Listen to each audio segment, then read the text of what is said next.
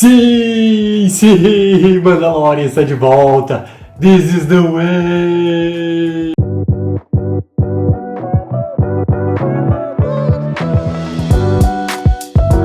Fala galera, então, Mandalorian está de volta e acho que a primeira coisa a falar, se não assistiu esse episódio, tá? E se principalmente assim, ó, se ainda não viu a primeira temporada, para por aqui porque vai ter um monte de spoiler, então assim ó, aviso número 1. E só pra confirmar, aviso número 2, spoiler a partir de agora. Então tá galera, praticamente assim, depois de um ano de espera, temos de novo Mandalorian, teremos um episódio semanal, e logo na primeira cena já tenho certeza assim ó, Mandalorian continua sendo Mandalorian, mas acima de tudo, Mandalorian continua sendo Star Wars. É Star Wars, cara, é algo feito por fã, pra fã, com personagens, história e principalmente assim, a maneira de contar essa história com um amor de fã gigante. Esses dois caras, Jon Favreau, Dave Filoni, e esse primeiro episódio da segunda temporada é basicamente assim, tem o mesmo ritmo, o mesmo tema, o mesmo jeito de contar essa história do que tinha na primeira temporada. Eu gostei bastante que isso já está bem claro também na maneira como esse episódio é intitulado. Ele é episódio como se fosse episódio número 9, entendeu? Tipo, ele não, na verdade é uma sequência inteira que a gente está, nós recebendo como uma segunda temporada, mas quem for começar lá da primeira temporada, episódio 1, vai ver isso na sequência e não vai notar essa diferença. É a continuidade da história, é a mesma coisa. Isso já é uma coisa incrível, assim. Para começar, cara, toda a primeira sequência que tem do Mandalorian, que ele precisa ter uma informação de onde estão os outros Mandalorianos, possivelmente de onde eles podem estar na galáxia, que ele precisa encontrar para ter um sentido de onde que ele pode encontrar a mesma raça, né, do nosso querido bebê Yoda. Ele precisa ter um guia, ele precisa saber disso. E, cara, toda a primeira sequência é fantástica. E a maneira que ela começa e a maneira que ela termina no mesmo ambiente e o que o Mando faz, cara, é Star Wars puro, assim, criado com um ritmo e voltando muito daquele clima de faroeste que já tinha sido apresentado pra gente na primeira temporada, tá presente aqui de novo, não só na sequência, mas logo depois também. Porque nós voltamos pra Tatooine, mas nesse momento a gente volta pra um lugar, pelo menos pra mim, né, que não tem essa noção desse todo o universo expandido de Star Wars, um lugar ali meio desconhecido em Tatooine, e nesse lugar desconhecido a gente acaba chegando numa localidade bem pequenininha, né, como se fosse quase um vilarejo, assim, cara, que é completamente western, e até o vilarejo ele é montado como um western, assim. E o personagem que é apresentado pra gente é o personagem do xerife. E o personagem do xerife, primeiramente, ele é um Mandaloriano também. Mas logo ele já tira a máscara e, como a gente já sabe, Mandaloriano nunca tira a máscara. De jeito nenhum ele vai tirar essa máscara.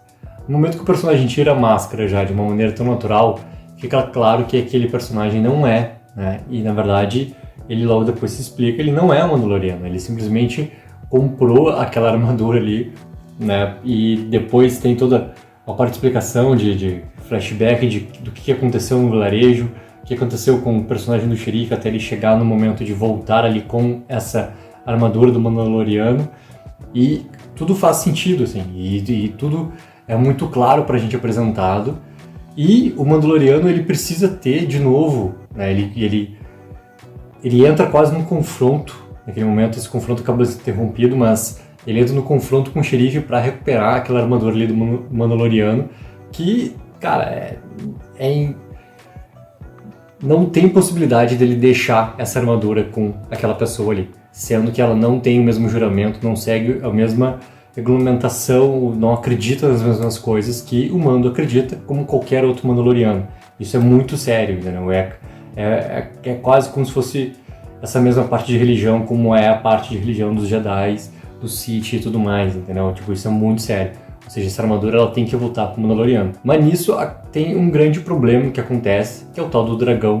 E esse dragão é utilizado para unir tanto o Mando quanto o nosso querido xerife E apresentado a partir daí também o quê? É uma possibilidade de esse novo personagem daqui a pouco aparecer novamente. Assim como a gente viu personagens na primeira temporada sendo apresentados e depois na continuidade da história eles voltarem, e aqui a gente já sabe que personagens que apareceram nessa primeira parte vão voltar também, daqui a pouco os personagens do xerife vai voltar também. E porque eles souberam trabalhar muito bem essa relação entre os dois ali. E principalmente na relação que vai ter do combate depois.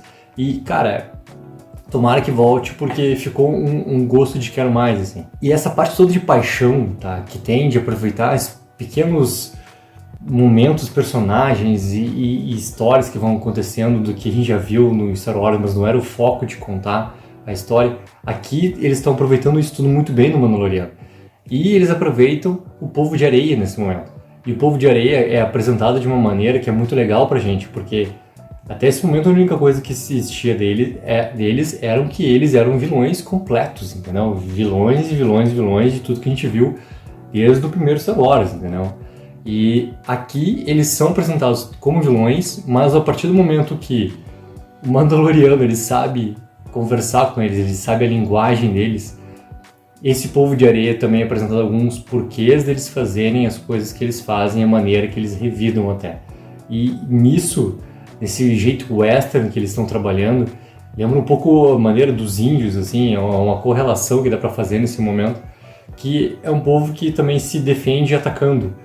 E nesse momento eles acabam trabalhando junto, né, com o xerife, junto com o Mandaloriano, e junto também com a civilização que tá presa nessa vila que está correndo um perigo iminente por causa desses ataques do dragão.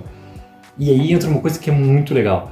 A escala que eles colocam de perigo, tá, para esse dragão foi uma coisa assim, ó, espetacular, espetacular. E toda essa construção, tá, de perigo com o dragão, cara, é muito bem feito. É algo assim, ó, se tu é fã de Star Wars e tá assistindo o Mandaloriano, cara, é um deleite, é um prazer assistir a algo sendo representado de uma maneira com tanto cuidado, com tanto capricho, que funciona muito bem, muito bem. Já deu pra perceber, claro, que nessa segunda temporada eles já têm um pouco mais de possibilidades da questão de orçamento, e essas possibilidades aparecem em algumas coisas muito bem mais elaboradas na questão, cara, efeitos especiais.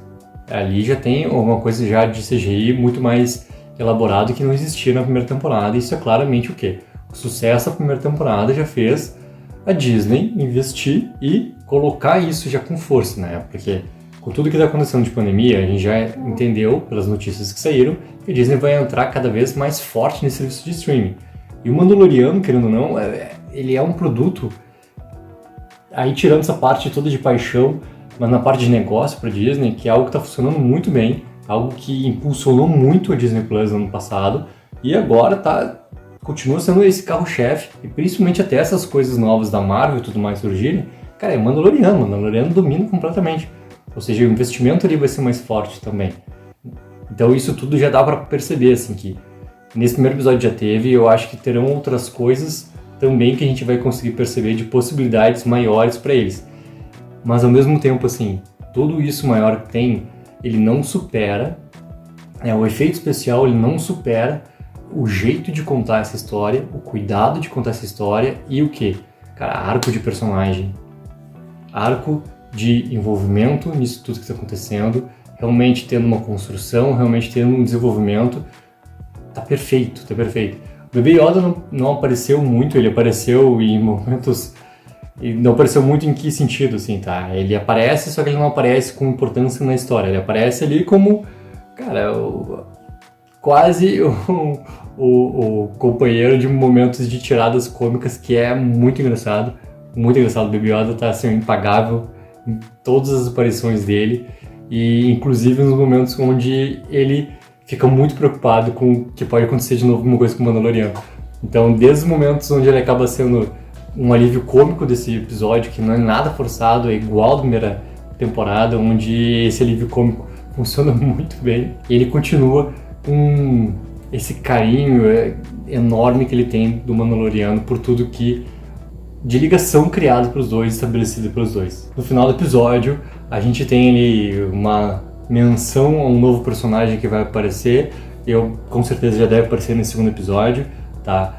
E agora é essa expectativa de ter que aguentar mais uma semana para ter esse segundo episódio. Mas assim, para mim, espetacular. Mandaloriano voltou e voltou com tudo. Voltou assim, ó, de uma maneira para encher de orgulho e vontade de quem realmente é fã de Star Wars. E quem não é fã e tá assistindo, conhecendo esse universo Star Wars por Mandaloriano, cara, tá já conhecendo de uma maneira assim, ó, muito boa pra poder ir ver outras coisas com uma paixão, assim como eu, que conheci Star Wars lá muito tempo atrás pelo meu pai. Cara, Mandaloriano tem o que tem de melhor em tudo que tem no Star Wars. Então assim, ó, tá imperdível, imperdível. E agora tem que esperar mais uma semana pra ter essa continuidade da história, mas vamos lá, é isso aí. Então é isso, galera. Assistiu o Mandaloriano? Deixa aqui embaixo nos comentários o que achou, vamos começar a argumentar sobre. Não esquece, ó, curte o vídeo, assina o canal e até semana que vem.